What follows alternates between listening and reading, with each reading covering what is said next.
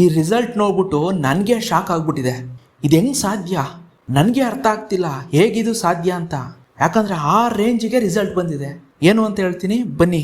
ಇತ್ತೀಚೆಗೆ ನನ್ನ ಹತ್ರ ಇರುವಂಥ ಹೀರೋ ವಿಡಾ VX2 ಪ್ಲಸ್ ಗಾಡಿದು ರೇಂಜ್ ಟೆಸ್ಟ್ ಮಾಡಿದೆ. ಪೂರ್ತಿ 100% ನಾರ್ಮಲ್ ಚಾರ್ಜ್ ಅಂದರೆ ಏನು ಹೋಮ್ ಚಾರ್ಜರ್ ಇದೆ ಅದನ್ನು ಬಳಸ್ಕೊಂಡು ಬರೋಬ್ಬರಿ 5.5 ಗಂಟೆ ಟೈಮ್ ತನಕ ಫುಲ್ ಚಾರ್ಜ್ ಮಾಡಿದೆ. 100% ಚಾರ್ಜ್ ಮಾಡಿ ಅದಾದಮೇಲೆ ನಾನು ರೇಂಜ್ ಟೆಸ್ಟ್ ಮಾಡಿದೆ. ಪೂರ್ತಿ 100% ಚಾರ್ಜ್ ಮಾಡಿದ್ರೆ ಎಷ್ಟು ರೇಂಜ್ ಸಿಗುತ್ತೆ ಅಂತ ಹೇಳ್ಬಿಟ್ಟು ಟೆಸ್ಟ್ ಮಾಡಿದೆ. ಶಾಕ್ ಆಗೋಗಿದೆ ಸ್ನೇಹಿತರೆ, ನನಗೆ ಗಾಬರಿ ಆಗೋಯ್ತು.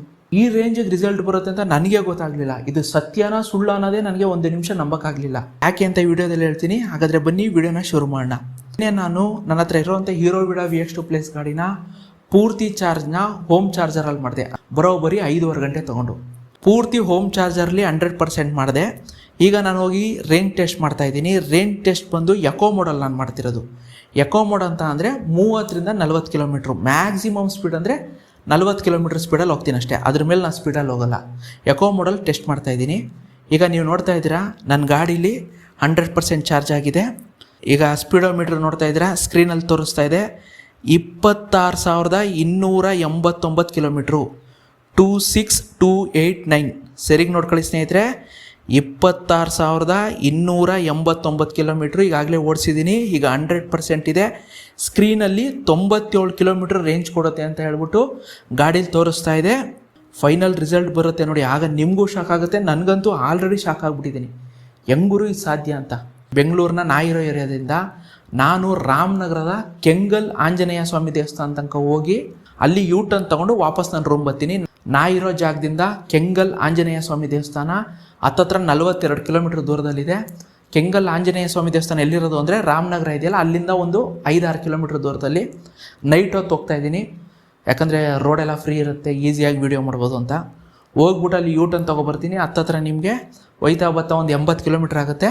ಇನ್ನೊಂದು 20 ಕಿಲೋಮೀಟ್ರನ್ನ ಇಲ್ಲೇ ನಮ್ಮ ಏರಿಯಾದಲ್ಲೇ ಸುತ್ತಾಡಿ ಟೋಟಲ್ ನಾನು 100%ನ ಖಾಲಿ ಮಾಡಬೇಕು ಅಂತ ಪ್ಲ್ಯಾನ್ ಇಟ್ಕೊಂಡು ಹೊರಟಿದ್ದೀನಿ. ಈಗ ನಾನು ರೈಡ್ನ ಶುರು ಮಾಡಿದ್ದೀನಿ.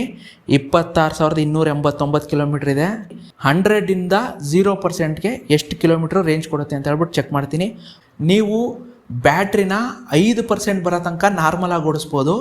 5% ಕಮ್ಮಿ ಬರ್ತದಂಗೆ ಗಾಡಿ ಓಡಲ್ಲ. ಏನಾಗ್ಬಿಡುತ್ತೆ ಅಂದರೆ ಸ್ಪೀಡು ರೆಡ್ಯೂಸ್ ಆಗಿಬಿಡುತ್ತೆ. ಮ್ಯಾಕ್ಸಿಮಮ್ ಅಂದರೆ ಒಂದು 15 ಕಿಲೋಮೀಟ್ರ್ ಸ್ಪೀಡಲ್ಲಿ ಹೋಗುತ್ತೆ ಅಷ್ಟೇ. ಅಂದರೆ ನೀವು ಇಳಿದ್ಬಿಟ್ಟು ತಳ್ಕೋ ಹೋಗೋ ರೇಂಜಲ್ಲಿ ಇರುತ್ತೆ ಅಷ್ಟೇ. 100 to 5% ತನಕ ರೇಂಜ್ನ ಟೆಸ್ಟ್ ಮಾಡ್ತೀನಿ. ಸ್ನೇಹಿತರೆ, ಈಗ ನಾನು ರೈಡ್ನ ಪೂರ್ತಿ ಕಂಪ್ಲೀಟ್ ಮಾಡಿದ್ದೀನಿ. ನಾನು ಬೆಂಗಳೂರಿಂದ ಕೆಂಗಲ್ ಆಂಜನೇಯ ಸ್ವಾಮಿ ದೇವಸ್ಥಾನ ತನಕ ಹೋಗಿ ಯೂಟರ್ನ್ ತೊಗೊಂಡು ನಮ್ಮ ಏರಿಯಾಗೆ ಬಂದು ಇಲ್ಲೇ ನಮ್ಮ ಏರಿಯಾದಲ್ಲೇ ಒಂದು 20 ಕಿಲೋಮೀಟ್ರ್ ಓಡಿಸಿ ಈಗ ನೋಡಿ ನನ್ನ ಗಾಡೀಲಿ 4% ಅಷ್ಟು ಬ್ಯಾಟ್ರಿ ಉಳಿದಿದೆ. ಬರೀ ಕೇವಲ 4% ಅಷ್ಟು ಮಾತ್ರ ಬ್ಯಾಟ್ರಿ ಉಳಿದಿದೆ. ನೀವೇ ನೋಡ್ತಾ ಇದ್ದೀರಾ. ಇದ್ರ ಮೇಲೆ ನಾನು ಓಡ್ಸೋಕ್ಕಾಗಲ್ಲ, ಯಾಕಂದರೆ 5%ಗಿಂತ ಕಮ್ಮಿ ಬಂತು ಅಂದರೆ ಗಾಡಿ ಓಡಲ್ಲ. ಆವಾಗ ಅದು ಆಟೋಮೆಟಿಕ್ಕಾಗಿ ಸ್ಪೀಡ್ ಕಮ್ಮಿ ಆಗಿಬಿಡುತ್ತೆ. 15 ಕಿಲೋಮೀಟ್ರ್ ಮ್ಯಾಕ್ಸಿಮಮ್ ಅಂದರೆ 15 ಕಿಲೋಮೀಟ್ರ್ ಸ್ಪೀಡಲ್ಲಿ ಅಷ್ಟೇ ಹೋಗ್ಬೋದು. ಅದಕ್ಕಿಂತ ಜಾಸ್ತಿ ಸ್ಪೀಡಲ್ಲಿ ಹೋಗೋಕ್ಕಾಗಲ್ಲ. ಈಗ ನಾನೇನು ಮಾಡಿದ್ದೀನಿ, ನಮ್ಮ ಮನೆ ಹತ್ರ ಬಂದಿದ್ದೀನಿ. ಈಗ ನನ್ನ ಹತ್ರ 4% ಬ್ಯಾಟ್ರಿ ಉಳಿದಿದೆ. ನೀವೇ ನೋಡಿ ಸ್ನೇಹಿತರೆ, ಸ್ಪೀಡೋಮೀಟ್ರನ್ನ ಸ್ಕ್ರೀನಲ್ಲಿ ಸರಿಯಾಗಿ ತೋರಿಸ್ತಾ ಇದ್ದೀನಿ. 26,403 ಕಿಲೋಮೀಟ್ರು, 26403. 26,403 ಕಿಲೋಮೀಟ್ರು ಗಾಡಿ ಓಡಿದೆ.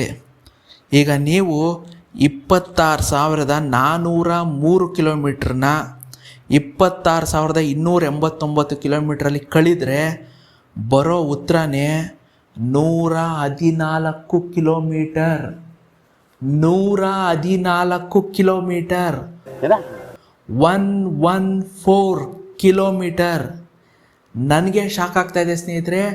ನನ್ನ ಗಾಡಿ ಪೂರ್ತಿ 100% ಚಾರ್ಜ್ ಮಾಡಿ ರೇಂಜ್ ಟೆಸ್ಟ್ ಮಾಡಿದ್ದಕ್ಕೆ ಎಕೋ ಮೋಡಲ್ಲಿ 114 ಕಿಲೋಮೀಟ್ರು ರೇಂಜ್ ಕೊಟ್ಟಿದೆ. ಇಂತಹ ಹಲವು ಸಂಗತಿಗಳ ನಡುವೆ ನಮ್ಮನ್ನ ಕಾಡುವಂತಹ ಕಟ್ಟ ಕಡೆಯ ಪ್ರಶ್ನೆ ಹೀಗೂ ಉಂಟೆ. 114 ಕಿಲೋಮೀಟ್ರು. ನನಗೆ ಶಾಕ್ ಆಗ್ತಾ ಇದೆ, ಇದು ಹೆಂಗೆ ಸಾಧ್ಯ ಅಂತ.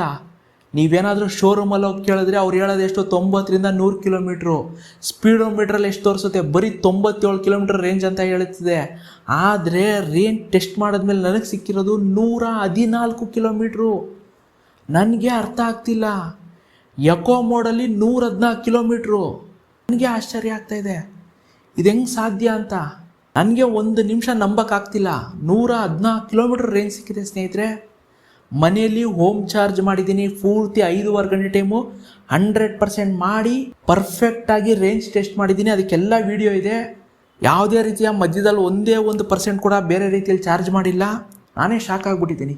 ಹಾಗಾದರೆ ಇದು ಹೇಗೆ ಸಾಧ್ಯ ಆಯಿತು ಅಂತ ಒಂದು 5 ಪಾಯಿಂಟ್ ನನಗೆ ಮನ್ಸು ಕನ್ಸಿದ್ದು ನಾನು ಹೇಳ್ತೀನಿ, ದಯವಿಟ್ಟು ಕೇಳಿಸ್ಕೊಳ್ಳಿ. ಪೇಯ್ಡ್ ಯೂಟ್ಯೂಬರ್ಗಳನ್ನು ಬೆಂಬಲಿಸಬೇಡಿ, ಹಾಗೇನೆ ನಮ್ಮ ಚಾನೆಲ್ನ ಸಬ್ಸ್ಕ್ರೈಬ್ ಆಗುವುದನ್ನು ಮರಿಬೇಡಿ. ಮೊದಲನೇದಾಗಿ ಟೈಮಿಗೆ ನಾನು ಸರ್ವಿಸಿಗೆ ಬಿಡ್ತೀನಿ ಸ್ನೇಹಿತರೆ. ಹೀರೋ ವಿಡಿಯೋದಲ್ಲಿ ಪ್ರತಿ 7,500ಕ್ಕೆ ಒಂದು ಸರ್ವಿಸ್ ಮಾಡಿಸ್ಬೇಕು. ನಾನು 7,500 ತನಕ ಕಾಯ್ತಾ ಕೂರಲ್ಲ. ನಾನೊಂದು 6,000-6,500 ಕಿಲೋಮೀಟರ್ ಓಡಿಸಿದಂಗೆ ನಾನು ಸರ್ವಿಸಿಗೆ ಬಿಟ್ಬಿಡ್ತೀನಿ. ಇದುವರೆಗೆ ನಾನು ಒಂದೇ ಒಂದು ಸರ್ವಿಸ್ನ ಕೂಡ ನಾನು ಮಿಸ್ ಮಾಡಿಲ್ಲ. ನಾನು ಟೈಮ್ಗೆ ಸರ್ವಿಸ್ ಕೊಡ್ತೀನಿ, ಮೊದಲನೇದು. ಎರಡನೇ ಪಾಯಿಂಟ್ ಬಂದು ಡೀಪ್ ಡಿಸ್ಚಾರ್ಜ್ ಮಾಡದೇ ಇರೋದು. ಅಂದರೆ ನಿಮ್ಮ ಗಾಡಿಯ ಬ್ಯಾಟ್ರಿ ಪರ್ಸೆಂಟೇಜ್ ಏನಿದೆ ಅದನ್ನು 10%ಗಿಂತ ಕಮ್ಮಿ ತರ್ಕೊಡ್ದು. ನೀವು ಯಾವತ್ತೂ ಅರ್ಥ ಮಾಡ್ಕೊಳ್ಳಿ, 20%ಇಂದ 80% ಒಳಗಡೆ ನಿಮ್ಮ ಬ್ಯಾಟ್ರಿ ಪರ್ಸೆಂಟೇಜ್ನ ಮೇಂಟೈನ್ ಮಾಡಬೇಕು. ಆಗಿದ್ದಾಗ ಮಾತ್ರ ನಿಮ್ಮ ಬ್ಯಾಟ್ರಿ ಹೆಲ್ತಿಯಾಗಿರುತ್ತೆ. ಇಲ್ಲ ಅಂದರೆ ಪ್ರಾಬ್ಲಮ್ ಬರೋಕ್ಕೆ ಶುರು ಆಗುತ್ತೆ. ನಾನು ಇದುವರೆಗೆ 10%ಗಿಂತ ಕಮ್ಮಿ ಇದುವರೆಗೆ ಯಾವುದೇ ರೀತಿಯಾದ ಬ್ಯಾಟ್ರಿನ ಡಿಸ್ಚಾರ್ಜ್ ಮಾಡಿಲ್ಲ.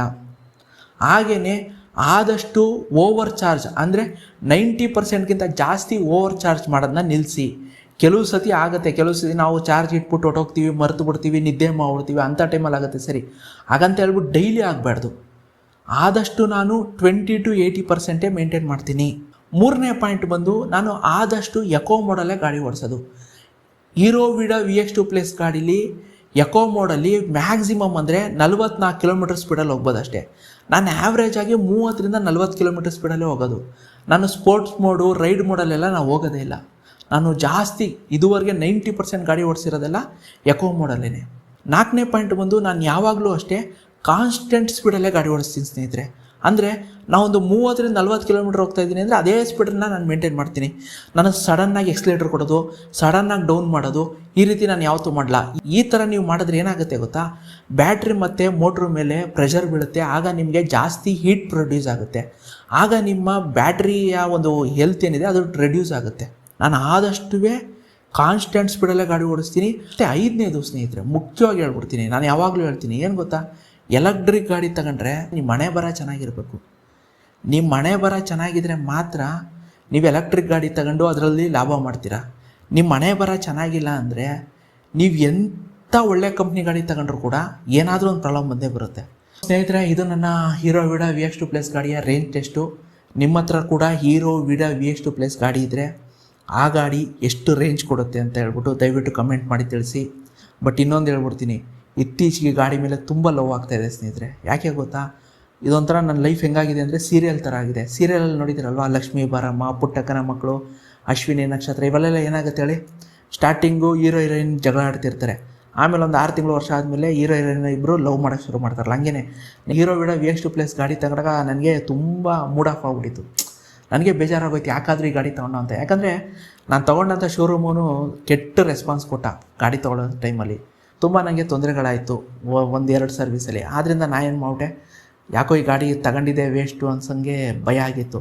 ಬಟ್ ಇತ್ತೀಚೆಗೆ ಈ ಗಾಡಿ ಕೊಡ್ತಿರೋ ಪರ್ಫಾರ್ಮೆನ್ಸು, ರೇಂಜು ಮತ್ತು ಯಾವುದೇ ರೀತಿಯ ಪ್ರಾಬ್ಲಮ್ ಬರದೇ ಇರೋದೆಲ್ಲ ನೋಡಿದಾಗ ನನಗೆ ಲೈಟಾಗಿ ಇದ್ರ ಮೇಲೆ ಲವ್ ಆಗ್ತಾಯಿದೆ. ನಿಜವಾಗ್ಲೂ ಹೇಳ್ತೀನಿ, ಗಾಡಿ ಚೆನ್ನಾಗಿದೆ, ಹೀರೋ ವಿಡಾ VX2+. ಹಾಗಾದರೆ ನೀವು ಕೇಳ್ಬೋದು, ಈ ಗಾಡಿ ತೊಗೋಬೋದಾ ಅಂದರೆ ಇನ್ನೂ ವೆಯ್ಟ್ ಮಾಡಿ. ಯಾಕಂದರೆ ನಾನು ಇನ್ನೂ 26,000 ಕಿಲೋಮೀಟ್ರ್ ಅಷ್ಟೇ ಓಡಿಸಿರೋದು. ಅಟ್ಲೀಸ್ಟ್ ಕನಿಷ್ಠ ನಾನೊಂದು 35,000 ಕಿಲೋಮೀಟ್ರ್ ಓಡಿಸಿದ್ರೆ ನಾನು ಹಾಕಿರೋ ದುಡ್ಡು ಒಂದು ಹಂತಕ್ಕೆ ರಿಕವರಿ ಆಗುತ್ತೆ. ಆಮೇಲೆ ನಾನು ನಿಮ್ಗೆ ಹೇಳ್ತೀನಿ ಈ ಗಾಡಿ ತೊಗೋಬೇಕಾ ಬೇಡವಾ ಅಂತ.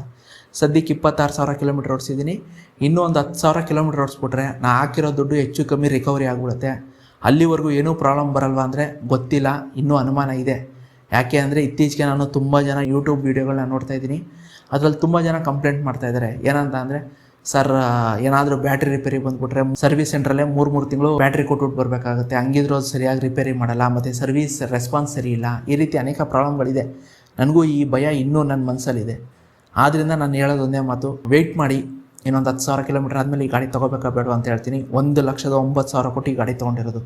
ಹತ್ತತ್ರ ಎಕ್ಸ್ಟೆಂಡೆಡ್ ವಾರಂಟಿ, ಎಕ್ಸ್ಟ್ರಾ ಅಸೆಸರೀಸ್ ಎಲ್ಲ ಸೇರಿ 1,15,000 ರೂಪಾಯಿ ಈ ಗಾಡಿಗೆ ಅಂತ ಖರ್ಚು ಮಾಡಿದ್ದೀನಿ. ಅದು ರಿಕವರಿ ಆಗಬೇಕು ಅಂದರೆ ಕನಿಷ್ಠ ಅಂದರೂ 35,000 ಕಿಲೋಮೀಟ್ರ್ ಓಡಿಸ್ಬೇಕು.